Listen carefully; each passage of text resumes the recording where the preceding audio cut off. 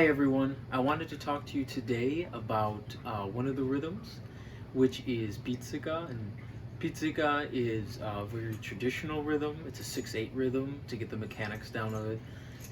It's always played on a tambourine, a tamborello. Um, and the origins of the rhythm are very important. They date back to ancient times.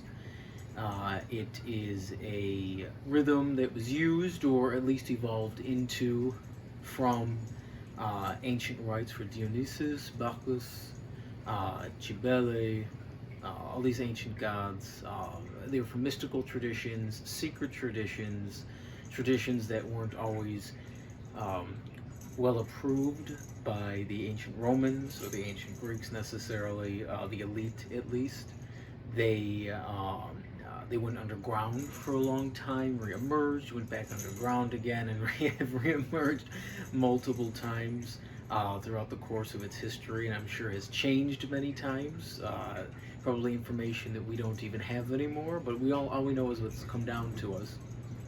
The there's a wonderful article written about this that I found. There's a WordPress article. I'll put that in the description below. It's from the Bacchian. I don't know this person, but the article is written very nicely, and it contains a lot of great information on the background of this tradition. As I said, it comes from Salento, which is the southern portion of Puglia in Italy. And this rhythm was meant to be a form of exorcism. It was meant to be a form of catharsis, a form of removing the bite, the pizziche, the bite. And today we might recognize this as something like depression, anxiety, you name it. There's a whole bunch of different variations of it I'm not going to get into in terms of psychology and spirituality. But that's what was seen as in ancient times. People still see it today that way too. If you're more of uh, somebody who's more into mysticism or more into spirituality, you might see a spiritual component to illness and things like that. Uh, this tradition spread from the southern tip of Puglia to other regions of Italy as well. Varied up a little bit, but I wanted more so to get into why it is so important. It obviously falls under the realm of tarantella dance and music and things like that, but in terms of the deep cultural and the deep cathartic elements of it. It's similar to the Egyptian czar ceremony in terms of what it's about, as in to purge, to exercise the self. Uh, and it's very fast, it's very rhythmic, and this is meant to be cathartic to get the bite out. And uh, a spiritual character, a spiritual entity, deity, saint, however you want to liken this to, that is connected to this is Saint Paul. And Saint Paul, San Paolo, he's kind of like the Lord of the Tarantati, those that are bitten. And in Christianity, he is a saint who drives out the snakes.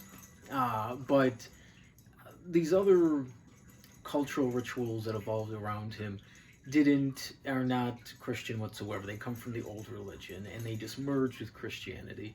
And because of this, you get these symbols that are associated with him, not only the snake, but you also get the spider and the scorpion. And he's connected to this drumming, this dancing, and the churches of St. Paul on St. Paul's Day in June, June 29th, I believe. And this is the day where you can be released from this bite, this poison that you've been afflicted by, that arachne, the spider woman, has bitten you by. Although it's also a scorpion or a snake too, but the most common is a spider. And the folklore behind that is that Italians were taught to dance by spiders. They learned this from spiders. There's other myths that go along with this, other stories that are popular today. such as the the sirens that taught or that's tried to seduce Odysseus on his way to Italy. If you've ever read the Odyssey before, that God cursed them to have tails like mermaids, and they became the first mermaids because they tried to seduce him with the Pizzica dance, all these different things. They try to explain its origins. They all have a mystic kind of origin to them. It's always steeped in mysticism and symbolism, but it leads into why it's important, and it goes beyond just Italian culture. It's you'll find dances all over the world and rhythms all over the world that are similar to this or have the same emphasis or same essence to it for a similar purpose. And it's meant to, again, release yourself. It's meant to be a music and dance, a communal thing to uh, release your inhibitions, to release what's been bothering you, to release this pain that you've had. And that really goes back to living with a community. And that if you have, somebody in the community or different members of the community are harboring a lot of resentment or bad emotion, this can really destroy the community over time. It spreads like poison. And so the poisoned individual can poison others very easily. So this was very important for ancient people, and it's still important today. I mean, we still go to concerts, we get crazy, and we release our inhibitions. And this was important in ancient times. It's important today in different ways. And this is just an ancient way, a cultural way that can be applied to anybody in the modern life too. It's a very fast rhythm. It's a 6/8 rhythm, and I'll play it for you now. This is how it goes.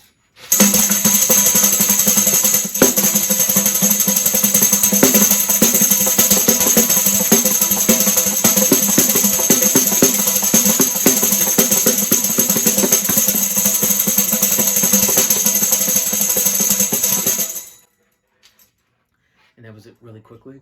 And again, that goes on and on and on and on and on. And this rhythm alone, it gets your heart racing. And this rhythm, it's very fiery, it's very fast. It's a little violent, even the way it's meant to purge the individual. And traditionally, this would go on for 3 days and 3 nights. And the person, they'd be on a white cloth in the church, and it was a cleansing ritual. It was a way to free the person from these afflictions. Remember, this was at a time before there were doctors and psychologists like we have today. But even then, today, people still go to therapists over and over again. They still have the same symptoms. So, I think that I think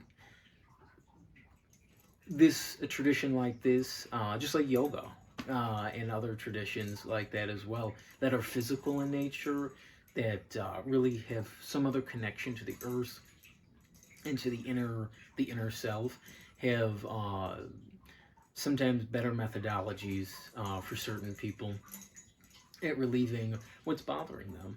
And it's a way to do it without drugs. It's a way to, embrace other people around you, family, friends, and to have that community effort in healing.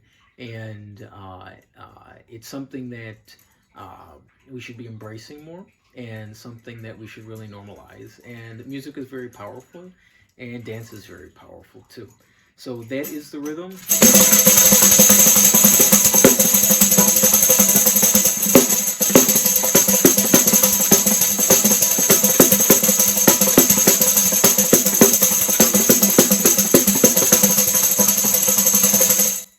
That is the rhythm. And that is the importance of the pizzica. That is the importance of one of the rhythms of Italy. And I hope this was very informational for you. And if you'd like to talk to me more about it, leave some comments, some questions, and I will answer you about it. All right, take care, everyone.